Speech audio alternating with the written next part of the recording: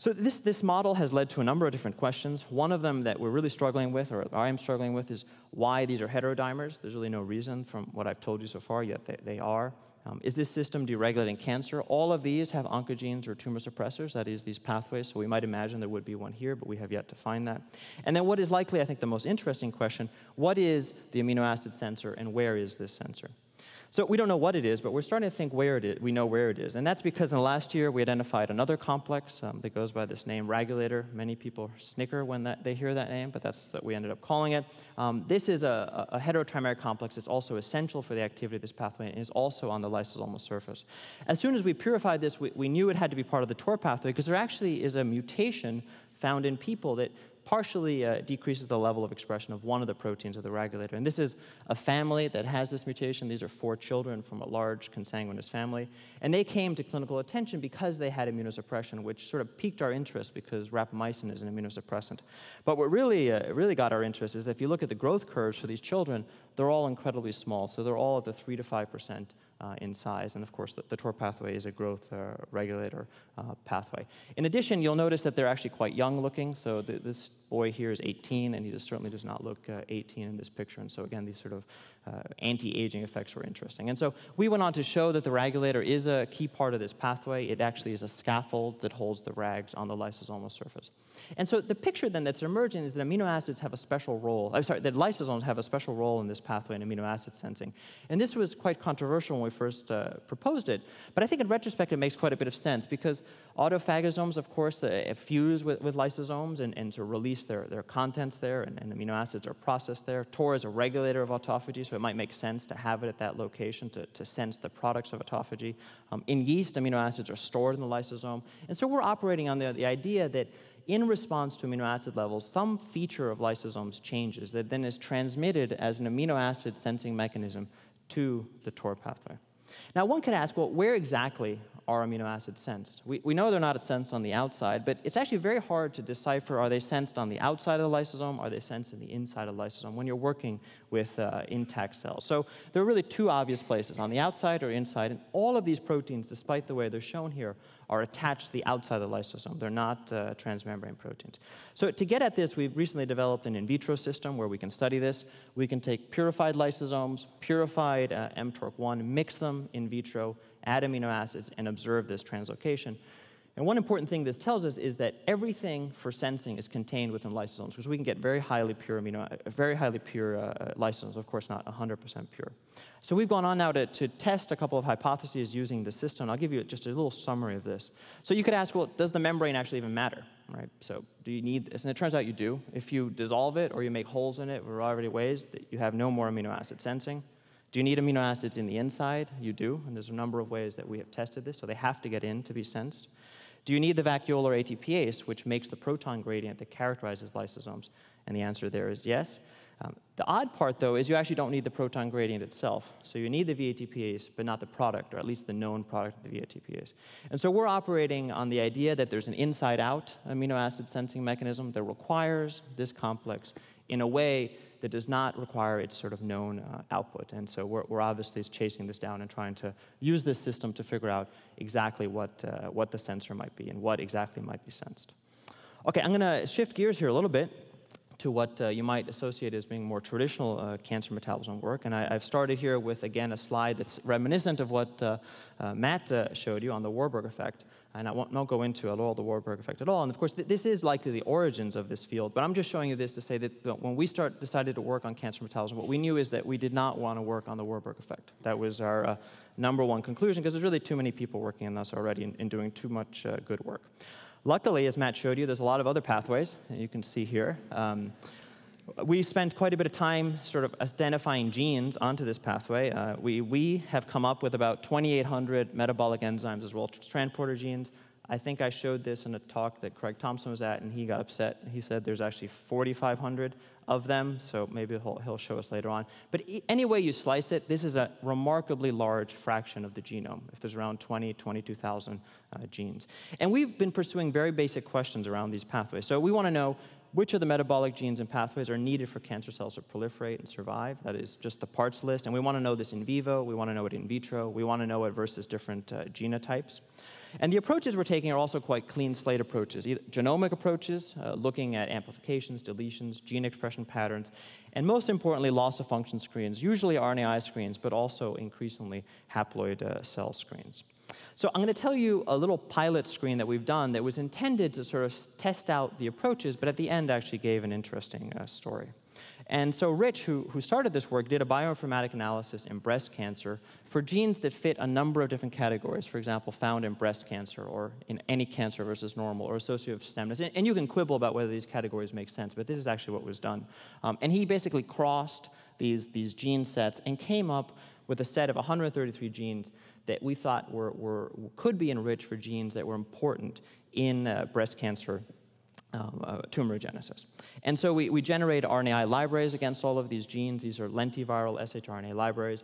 And really the most important thing that Rich did is he identified a breast cancer cell line shown here that has a very high tumor-initiating capacity. Because, of course, all of you will realize that to do an in vivo screen and to be able to screen multiple shRNAs, many of the cancer cells need to contribute to making the tumor. If you put in 1 million cells and only 100 actually contribute to the tumor, you can only screen 100 things. And so this has a remarkably high tumor-initiating capacity. So we made tumors with cells infected with these lentiviral shRNAs. We isolated genomic DNA from the cells directly or after they were passaged in vivo after making tumors in the mammary fat pad. And there we basically compared by deep sequencing the frequency of shRNAs in the original starting set and in the cells that had gone through in vivo tumorigenesis, looking for shRNAs that were depleted. Presumably these are targeting genes that are important for tumorigenesis. Using a variety of strict criteria, we came up with this hit list, which is shown here. We were quite happy about this hit list because it has a number of genes that have already been implicated by others in cancer, so we thought that there was some enrichment for this. We ended up focusing on a gene called PHGDH. This is phosphoglycerate dehydrogenase, and I think you'll also hear from Matt a little bit more about this gene. Before telling you why we focused on this one, let me tell you what this is. This is encodes the first committed step in serine biosynthesis. It takes a glycolytic intermediate, 3-phosphoglycerate, and in a 3-step pathway that involves a transaminase and a phosphatase makes serine. So serine is technically a non-essential amino acid because we can make it. Serine is also a special amino acid because in addition to being involved in protein synthesis, it also contributes to many other important processes. So through glycine to 1-carbon pools and therefore to nucleic acid synthesis. And then it's also a component of lipids that are found in the cell membrane. So the reason we focus on PHGDH is if you take all the hits that came out of our screen and you interrogate genomic databases for genes that are amplified, so you could look for deleted ones, but it wouldn't make so much sense versus this screen. If you look for genes that are amplified, there's only really one that fits the bill, and that is PHGDH. So it's on a peak in melanoma, quite a significant peak in melanoma, and on a less significant peak in breast cancer, which is where we had actually done our screen. Moreover, if you look at the expression of PHGDH in breast cancer gene expression data sets, it always correlates with features that signify poor outcomes. So for example, basal tumors, high grade, estrogen receptor, ER-negative tumors, which are much more poorly treated than ER-positive tumors, and then whether the patient has died of their disease or not. We developed an immunohistochemical assay against PHGDH. You can see its expression in breast cancers is really dramatically different comparing across breast cancers. And after quantitating a large number of these, one can see that really the highest expression is found in this class of breast cancers, the ER-negative ones, that in general are poorly treated. In fact, we don't find a correlation with HER2 status in these studies. So for all these different reasons, we decided to study this gene a little bit more. One can actually verify that it's highly overexpressed in cells that have amplifications. This is a tissue culture experiment with a number of different breast cancer cell lines. You can see that there's higher levels of expression actually than you even expect from the amplification. So the first thing you can ask is, well, is the activity of this pathway actually up in the cells that overexpress this? And in doing metabolic studies, one can actually find that serine synthesis flux is dramatically higher in these cells versus these. Of course, these cells have many genetic differences versus the ones that are non-amplified.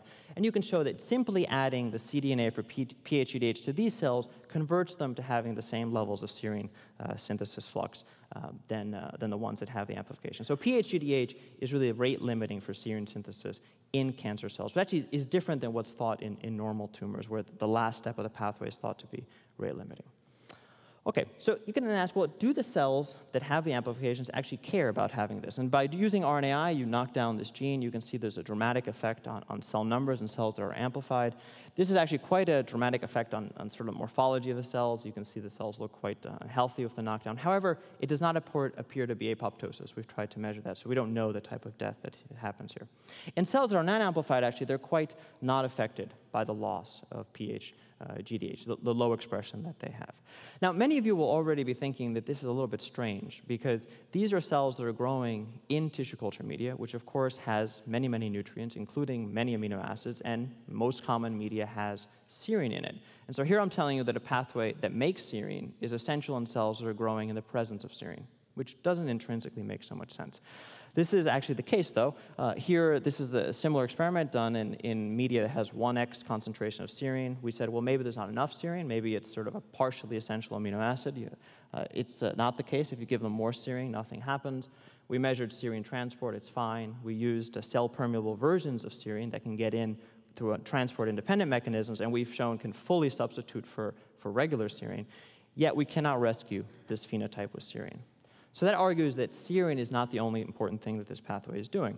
And sometimes we lose sight of the fact that a pathway like this, that has multiple steps in which we know simply overexpressing this component leads to more serine, we then can know that for every molecule of serine, we must make these other intermediates, these other byproducts of the pathway. We looked at NADH levels, we really saw very few differences there. We ignored the inorganic phosphate, but alpha-ketoglutarate was actually quite tempting. This is, of course, a central metabolite in many different metabolic pathways, and for a number of reasons, we focused on it. So here's the pathway again. Here are the outputs of serine. The thing to keep in mind, and many of you who are aficionados of metabolism will know, alpha-ketoglutarate is a component of the TCA cycle, the Krebs cycle, and there is a phenomenon that undergoes in cancer cells that has been referred to as anaplerosis, where cancer cells, because they take intermediates from the TCA cycle in biosynthetic reactions, much more than normal cells do, they need to basically replenish these intermediates to keep the cycle going. And so there's quite a bit of discussion of how this happens for alpha-ketoglutarate.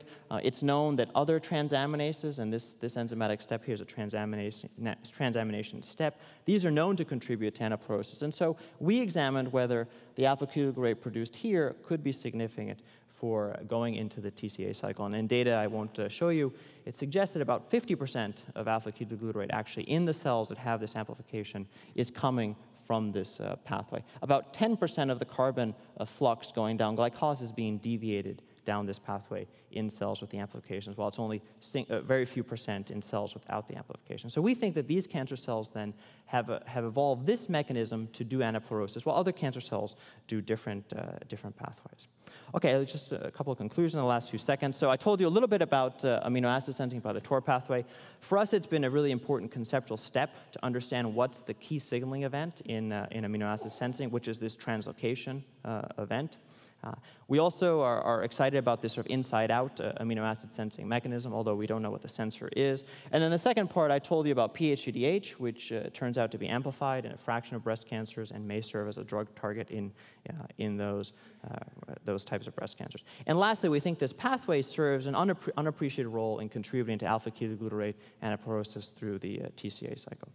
So in the first part of the talk, it was initiated by Yasmin Sanjak, who's a student who's gone on to better things now. She discovered the RAG proteins, and together with Liron, they discovered the regulator. Roberto has done a lot of the work around the amino acid sensing by the lysosome. Alejo generated the mice that I told you very little about. And then lastly, the metabolism part has been spearheaded by Rich Possamato, who's a postdoc who's worked with a large number of people in the lab on this product. And here we've had key contributions from collaborators at Agios Pharmaceuticals, at the Broad, both RNAi screening and genomics, and also by MGH pathology. So thank you very much for your attention.